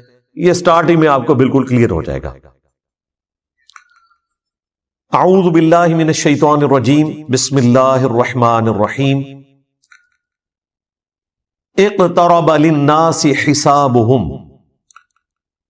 قریب آ گیا ہے لوگوں کے حساب کا وقت، وہم فی غفلۃ معرضون، لیکن ان کا حال یہ ہے کہ وہ غفلت میں منہ پھیرے ہوئے ہیں۔ ایبسولوٹلی اس آیت کو دیکھا جائے تو پوری انسانیت کے لیے، جیسے انسان نے مرنا ہے، آخرت کی زندگی شروع ہو جانی ہے، اس کا حساب بالکل اس کے قریب ہے، لیکن انسان غفلت کی زندگی گزار رہا ہے۔ اور اگر آپ اسے ریلیٹیولی دیکھیں آنے والے ٹاپک کے ساتھ، تو یہ مشرکین عرب سے متعلق ہے کہ اللہ تعالیٰ نے ان کے لیے فیصلہ فرما لیا ہے کہ ان پر عذاب استیصال آئے گا، غزوہ بدر کی شکل میں، اس کے بعد غزوہ احد کی شکل میں، خندق کی شکل میں۔ کئی لوگوں کو اس سے پہلی توبہ کی توفیق مل جائے گی، کئی کو نہیں ملے گی۔ ان کے حساب کا وقت اب قریب آ چکا ہے، لیکن یہ غفلت میں منہ پھیرے ہوئے ہیں۔ ما یأتیہم من ذکر من ربہم محدث، ان کے رب کی طرف سے کوئی بھی نئی نصیحت نہیں آتی مگر اس حال میں الا استمعوہ وہم یلعبون، کہ وہ اسے سنتے تو ہیں مگر کھیل کود میں مگن ہوتے ہوئے، کیجول لیتے ہیں۔ سورۃ الفرقان میں ہے نا کہ اللہ کے نیک بندوں کی نشانی یہ ہے کہ وہ اندھے اور بہرے بن کر اللہ کی آیات پر نہیں گرتے، غور و تفکر کرتے ہیں۔ اللہ تعالیٰ کی طرف سے پیغام آیا، اسے سیریس لینے کی ضرورت ہے، بجائے اس کے کہ اسے سیریس لیں وہ کہتے تھے یہ اگلے لوگوں کی کہانی ہے، اور پہلے بھی ہم نے اتنی باتیں سنی، کوئی عذاب نہیں آیا۔ اگر یہ نبی واقعی سچا ہے اور یہ کہتا ہے کہ مرنے کے بعد زندہ کیا جائے گا، تو بڑا آسان سا ٹیسٹ ہے، ہمارے ماں باپ کو زندہ کر دے، ہمارے سامنے لے آئے، ہم اس پہ ایمان لے آئیں گے۔ تو بھائی اگر یہ سب کچھ ہو جائے تو پھر آپ کون سا ایمان لے کر آئے؟ ایمان کا تو مطلب ہی ہے غیب میں دیکھ کر ماننا۔ ان الذین یخشون ربہم بالغیب، لہم مغفرۃ و اجر کبیر، جو اپنے رب سے بغیر دیکھے ڈرتے ہیں ان کے لیے مغفرت اور بڑا اجر ہے۔ دیکھ کر تو سب نے مان لینا ہے، تو اللہ تعالیٰ فرما رہا ہے ان کے پاس کوئی بھی نصیحت آتی ہے، قرآن کی کوئی بھی صورت نازل ہوتی ہے، آیات نازل ہوتی ہیں، تو وہ اسے کیجول لیتے ہیں، اس حال میں سنتے ہیں کہ وہ کھیل میں مگن ہے۔ آج مسلمانوں کا بھی یہی حال ہے۔ مسلمان تو خیر اس سے بھی پیچھے چلے گئے، وہ کم از کم سن لیتے تھے، یہ تو سننے سے بھی قاصر ہے، عربی آتی نہیں ہے، ترجمہ سنتے نہیں ہیں۔ لاہیۃ قلوبہم، ان کے دل غافل ہو چکے ہیں، وَأَسَرُّ النَّجْوَى، اور یہ آپس میں سرگوشیاں کرتے ہیں، الذین ظلموا، جو کہ ظالم لوگ ہیں، اور کہتے کیا ہیں، هل هذا الا بشر مثلکم، یہ تو نہیں مگر تمہارے جیسا ہی ایک انسان، یعنی نبی اسلام کے بارے میں وہ کہتے ہیں یہ تمہارے جیسے ہی ایک انسان ہے، اس نے جو دعوی پیغمبری کیا ہے اس میں اور ہم میں کوئی فرق نہیں، نعوذ باللہ۔ افتأتون السحر وانتم تبصرون، کیا تم پیروی کرو گے اس جادو کی جس کو تم اپنی آنکھوں سے دیکھ رہے ہو کہ یہ جادو کر رہا ہے، اس میں کوئی حقیقت نہیں ہے، تو آنکھوں سے دیکھنے کے باوجود تم اس سحر کی پیروی کرنا شروع کر دو گے، وَلِعَوْذُ بِاللَّهِ تعالی۔ یہ نبی اسلام کے لیے وہ غلط کلمات استعمال کرتے تھے، اس کے بعد بھی کافی ساری چیزیں آئیں گی، لیکن اس میں غور طرف بات یہ ہے کہ ان کی بات سچ ہے لیکن اس کا اینگل انہوں نے غلط دیا ہوا ہے۔ یہ بات تو سچ ہے کہ نبی اسلام بھی انسان ہی تھے، سورہ بنی اسرائیل میں آیا کہ اگر زمین پر فرشتے آباد ہوتے تو ہم فرشتوں میں سے پیغمبر بھیجتے، اب چونکہ انسان آباد ہیں تو انسانوں میں سے پیغمبر آئے گا، بات سچ ہے، لیکن بظاہر تو یہ ہماری طرح کے انسان ہیں، اس میں کوئی شک نہیں ہے۔ سب سے بڑا فرق اس حوالے سے جو وہ ایمفسائز نہیں کرتے تھے وہ یہ تھا کہ ان پر اللہ کی طرف سے وحی آتی ہے، اور وہ ایسا کلام لے کر آئے ہیں عربیوں میں کہ عربی بھی ششدر رہ گئے قرآن کے اس اعجاز کو دیکھ کر۔ اسی وجہ سے جو لوگ حق سے غافل تھے انہوں نے یہ کہنا شروع کر دیا گویا کہ نبی اسلام جادو کر دیتے ہیں لوگوں کے اوپر، جو بھی سنتا ہے وہ آپ پر ایمان لے آتا ہے، اگر وہ سلیم الفطرت ہوا، اگر بے ایمانی پہ اترا ہوا ہے تو اس کے لیے قرآن میں کوئی ہدایت نہیں، سیدھی سی بات ہے۔ قرآن میں ہدایت اس کے لیے جو واقعی ہدایت قبول کرنا چاہے۔ صحیح مسلم میں جو دماد نامی ایک عامل کا ذکر ملتا ہے، اردو میں ہم زماد کہتے ہیں، عربی میں دماد ضاد کے ساتھ، وہ جھاڑ پھونک کا کام کرتا تھا۔ صحیح مسلم شریف میں آتا ہے کہ وہ جب مکے میں آیا تو کچھ لوگوں نے اس سے کہا کہ اس طرح ہمارے ایک بڑے ڈائنامک انسان تھے، بڑی اچھی پرسنالٹی محمد صلی اللہ علیہ وآلہ وسلم کی، اور کچھ عرصے سے انہوں نے یہ باتیں کرنا شروع کر دی ہیں، ہمیں لگتا ہے کہ وہ غار ہرا میں جو گئے تھے وہاں پر ان کے اوپر کوئی آسیب کا سایہ ہو گیا، تو تم علاج کرنا جانتے ہو تو تم ان کا علاج کرو، کوئی جادو ہو گیا ان کے اوپر یا آسیب آ گیا۔ صحیح مسلم کے الفاظ ہیں کہ وہ نبی اسلام کے پاس آیا تو اس نے کہا کہ اے محمد اگر آپ چاہیں تو میں آپ کا علاج کر سکتا ہوں، آپ بتائیں کہ آپ کیا دعوت رکھتے ہیں، میں آپ کی بات سننا چاہتا ہوں تاکہ میں جج کروں۔ تو نبی اسلام نے ابھی قرآن تلاوت نہیں کیا، آپ نے صرف خطبے کے سٹارٹ کے الفاظ اس کے سامنے تلاوت کیے، ان الحمد للہ نحمده ونستعینه ونستغفره ونعوذ باللہ من شرور انفسنا ومن سیئات اعمالنا۔ یہ خطبہ جو میں سٹارٹ میں پڑھتا ہوں، اس نے کہا کہ ایک دفعہ مجھے دوبارہ سنائے، دوبارہ سنا تو اس نے کہا میں گواہی دیتا ہوں کہ آپ اللہ کے رسول ہیں۔ یہ کلام ایسا کلام ہے ہی نہیں ہے، ابھی قرآن نہیں پڑھا تھا، صرف خطبے کے الفاظ، اور ظاہر اس میں تو دعوت تھی نا، آپ نے گاڈ اورینٹڈ ہونا ہے۔ ساحروں کی گفتگو اس قسم کی تو نہیں ہوتی، شاعروں کی گفتگو اس قسم کی تو نہیں ہوتی، وہ تو خوابوں کی دنیا میں رہتے ہیں، وہ تو عشق مجازی کا شکار ہوئے رہتے ہیں، یہ تو گاڈ اورینٹڈ چیز، اور وہ بھی اتنی پرفیکشن کے ساتھ، وہ ایمان لے آیا۔ اب اس فیلڈ کے ایکسپرٹ نے اسلام قبول کر لیا، ہونا تو چاہیے تھا جن لوگوں نے بھیجا تھا وہ سارے بھی مسلمان ہوتے، کیونکہ جس بندے کے اوپر ان کا تکیہ تھا وہی ایمان لے آیا. لیکن وہی ہوا جس طرح جادوگر ایمان لے آئے، فرعون نہیں ایمان لے کر آیا، حالانکہ فرعون کو ایمان لانا چاہیے تھا کہ اس کے اپنے جادوگر مان گئے کہ یہ جادو نہیں ہے. یہاں پر بھی کافروں کو مان لینا چاہیے تھا کہ ضماد نے جب یہ بات کہہ دی تو پھر یقیناً نبی علیہ السلام ایک غیر معمولی انسان ہے، لیکن چونکہ وہ حق قبول نہیں کرنا چاہتے تھے، اللہ تعالیٰ نے ان کو ہدایت نہیں دی. تو پھر ان کے پاس بہانہ یہ ہوتا تھا کہ یہ جادو ہے، اگلے لوگوں کی کہانیاں ہیں. اب اس کے جواب میں نبی علیہ السلام نے اللہ کے حضور عرض کی، قال ربی یعلم القول فی السماء والارض. نبی علیہ السلام نے کہا کہ میرا رب خوب جانتا ہے جو بات کہی جاتی ہے آسمان میں اور زمین میں، وَهُوَ السَّمِيعُ الْعَلِيمُ، اور وہی سننے والا ہے، سب کچھ جاننے والا ہے. یعنی نبی علیہ السلام نے اپنے غم کی فریاد اپنے رب کے حضور رکھی اور مشرکین عرب سے کہا کہ یہ جو کچھ تم باتیں کر رہے ہو نا میرے بارے میں، میرا رب خوب جانتا ہے، اسے تو پتا ہے کہ میں اللہ کا پیغمبر ہوں، ہر چیز سے وہ واقف ہے. بل قالوا اضغاث احلام، بلکہ وہ یہ بھی کہنا شروع ہو گئے کہ یہ پریشان خواب ہیں. بل افتراہ، بلکہ یہ خود سے انہوں نے گھڑ لیا ہے. بل ہوا شاعر، نہیں بلکہ یہ شاعر ہے، خود بھی ایک بات کے اوپر قائم نہیں ہے.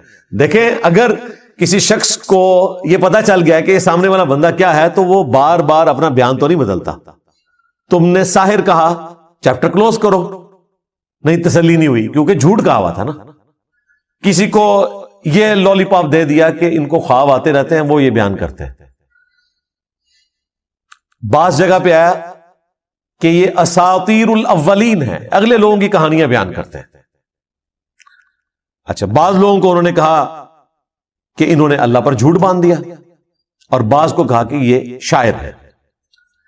اب اتنے زیادہ بیانات، جادوگر، دیوانہ، اگلے لوگوں کی کہانیاں، پریشان خواب، جھوٹ گھاڑ لیا ہے، شاعر ہیں، مجنون ہیں. یعنی یہ 7 تو میں نے انگلیوں پہ آپ کو گنوا دی گالیاں جو وہ دیا کرتے تھے اپنے نظام میں. اب اس کے اگینسٹ نبی علیہ السلام کو نبوت ثابت کرنے کے لیے وہ ڈیمانڈ کیا رکھ رہے ہیں؟ فَلْيَأْتِنَا بِآیَةٍ كَمَا أُرْسِلَ الْأَوَّلُونَ. اگر واقعی یہ پیغمبر ہے نا تو یہ اس طرح کے معجزات کیوں نہیں لے کر آتا جو معجزات اگلے لوگوں کو، اگلے پیغمبروں کو دیے گئے تھے. یعنی یہ ہمیں خود ہی بتاتا ہے کہ موسیٰ علیہ السلام کے پاس عصا کا معجزہ تھا، وہ اژدہا بن جاتا تھا، عیسیٰ علیہ السلام مردوں کو زندہ کر دیتے تھے. تو اس قسم کا کوئی معجزہ یہ ہمیں بھی کر کے دکھائے، ہم مان لیں گے. اچھا، یہاں تک اگر بات دیکھی جائے تو لاجیکلی ان کی بات درست ہے کہ جو پیغمبر عوام کے سامنے اگلے انبیاء کے واقعات بیان کر کے اور ان کے معجزات بتا کر دعوی نبوت کر رہا ہے، تو اس کا منطقی نتیجہ یہ ہے کہ اس کے مخاطبین اس سے کہیں کہ اچھا یہ جو آپ بتا رہے ہیں آپ بھی کر کے بتائیں نا، تو ہم آپ پر ایمان لے آئیں گے. تو یہ ڈیمانڈ کوئی غلط نہیں تھی ان کی، لیکن اللہ کا فیصلہ کچھ اور تھا. اللہ تعالیٰ نے اس کے جواب میں کیا فرمایا؟ اس جگہ پر ہر جگہ جواب ڈیفرنٹ آئے گا. یہاں پر کیا جواب آیا؟ ما آمنت قبلہم من قریۃ اہلکناہا. ان سے پہلے جو بستیاں ہلاک کر دی گئیں ان کے رہنے والے بھی ایمان نہیں لے کر آئے تھے. افہم یؤمنون، تو کیا اب یہ لوگ ایمان لے آئیں گے؟ یعنی اللہ تعالیٰ نے اپنا ایک رول بتا دیا کہ اگلے انبیاء کے ماننے والوں کی ڈیمانڈ کے اوپر ہم نے منہ مانگے معجزات دکھائے، تو اس کا اینڈ رزلٹ یہی نکلا کہ ایمان وہ نہیں لے کر آئے. تو ان کے ساتھ بھی یہی ہونا ہے، اگر ہم نے ان کا منہ مانگا معجزہ دکھا دیا تو یہ ایمان نہیں لائیں گے. لیکن اس کے بعد رزلٹ کیا نکلے گا؟ وہ سورہ بنی اسرائیل میں اللہ تعالیٰ نے جب 9 معجزات کا ذکر کیا جو نبی علیہ السلام سے وہ ڈیمانڈ کرتے تھے، انہوں نے ایک پوری لسٹ ان کو پیش کی تھی کہ آپ آسمان پر چڑھ کر بتائیں، ہمارے سامنے چڑھیں اور ہمارے سامنے آپ کتاب لے کر اتریں، ہم مان لیں گے۔ آپ کا کوئی باغ ہو جس میں آپ نہریں رواں کر دیں، آپ کا سونے کا کوئی گھر ہو، اس قسم کی وہ ڈیمانڈ کرتے تھے۔ اس کے جواب میں اللہ تعالیٰ نے فرمایا کہ تم فرماؤ کہ میں بشر ہوں، رسول ہوں، میرا کام دعوت حق پیش کرنا ہے، یہ معجزات اللہ کے پاس ہے۔ اور پھر کئی جگہ پر قرآن پاک میں اس بات کا جواب اللہ تعالیٰ نے اس طریقے سے دیا کہ اگر ہم ان کو منہ مانگا معجزہ دکھا دیں گے پھر ان کے لیے وقت مقرر کر دیا جائے گا، پھر یہ توبہ نہیں کر سکتے، اگر ایمان نہیں لائیں گے تو ہلاک کر دیے جائیں گے، جس طرح کے اگلے لوگ ہلاک کر دیے گئے۔ سورۃ المائدہ کے اینڈ میں بھی آتا ہے نا، جب عیسی علیہ السلام کے ماننے والوں نے کہا نا کہ آپ آسمان سے ہمارے لیے کھانا نازل ہونے کی دعا کریں، تو عیسی علیہ السلام نے کیا کہا تھا کہ اگر تمہیں یہ منہ مانگا معجزہ دکھایا گیا اور یہ کھانا نازل ہوا اور پھر جس نے انکار کیا پھر اللہ تعالیٰ کی طرف سے عذاب آئے گا۔ یہ اللہ تعالیٰ نے فرمایا کہ میری طرف سے اعلان ہے، ان کو سنا دو۔ تو یہ اللہ تعالیٰ کا قانون ہے کہ جب منہ مانگا معجزہ پورا کیا جائے، اس پر انکار آئے تو پھر اللہ تعالیٰ اس قوم کو ہلاک کر دیتا ہے۔ لہٰذا یہ اللہ تعالیٰ کی رحمت ہے کہ منہ مانگا معجزہ نہ دکھایا جائے۔ رہا یہ وسوسہ آنا کہ ہو سکتا ہے کہ وہ ایمان لے آئیں، تو بھائی پورا ٹریک ریکارڈ ہے، لوگ ایمان نہیں لے کر آئے۔ سورۃ الانعام میں، سورہ الحجر میں اللہ تعالیٰ نے فرمایا کہ اگر ہم ان کی آنکھوں کے سامنے آسمان سے قرآن کو نازل کرتے تختیوں کے اوپر اور یہ نازل ہوتا ہوا دیکھ لیتے اور اس لکھی ہوئی کتاب کو اپنے ہاتھوں سے چھو بھی لیتے، تب بھی انہوں نے یہ کہنا تھا کہ ہماری آنکھوں پر جادو کر دیا گیا۔ یعنی دل بے ایمان تھے اجتا ڈھیر۔ آپ یہ نہ سمجھے کہ اگر ان کی وہ ڈیمانڈ پوری کی جاتی تو انہوں نے مان لینا تھا، بالکل نہیں ماننا تھا۔ کیا جادوگروں کے ایمان لانے کے بعد فرعون نے مان لیا تھا کہ میرے ایکسپرٹس نے ڈکلیئر کر دیا ہے کہ یہ جادو نہیں ہے، یہ پیغمبر ہے؟ نہیں مانا۔ تو یہ اللہ کی رحمت ہے، منہ مانگا معجزہ نہ دکھانا۔ اگر منہ مانگا معجزہ دکھا دیا جائے تو پھر اللہ تعالیٰ کا عذاب آ جاتا ہے، اور پھر وہ عذاب ٹلتا نہیں ہے۔ اگر کوئی اس وقت توبہ بھی کرے اس کی توبہ قبول نہیں ہے۔ یہی بات اللہ تعالیٰ نے یہاں کی۔ کیا ان سے پہلے لوگ جن کو ہم نے ہلاک کیا، ان قوموں کو، وہ ایمان لے آئے تھے جو یہ ایمان لے آئیں گے؟ اب اس سے یہ بھی پتا چل گیا کہ نبی علیہ السلام کو اللہ تعالیٰ نے کافروں کو دکھانے کی خاطر اس قسم کا کوئی معجزہ نہیں دیا جو کافر ڈیمانڈ کیا کرتے تھے۔ لہذا یہ دعویٰ کرنا کہ عبد القادر جیلانی نے مردہ زندہ کیا اور اس میں یہ رنگ بھرنا کہ چونکہ حضرت عیسیٰ علیہ السلام نے مردہ زندہ کیا تھا تو اس امت کے اولیاء جو ہیں وہ بنی اسرائیل کے پیغمبروں کی طرح ہیں، یہ کوئی آیت حدیث نہیں ہے، یہ ایک آپ سمجھ لیں قرآن و حدیث سے ڈیڈکٹ ہوئی ہے بات، اور وہ صرف علماء کے لیے نہیں ہے، یہ پوری امت ہی نبیوں والا کام کر رہی ہے۔ کنتم خیر امت اخرجت للناس تأمرون بالمعروف وتنہون عن المنکر۔ یہ پوری امت ختم نبوت کی برکت سے نبیوں والا کام کر رہی ہے، اس اعتبار سے پوری امت بنی اسرائیل کے پیغمبروں کی طرح ہے کام کرنے کے اعتبار سے۔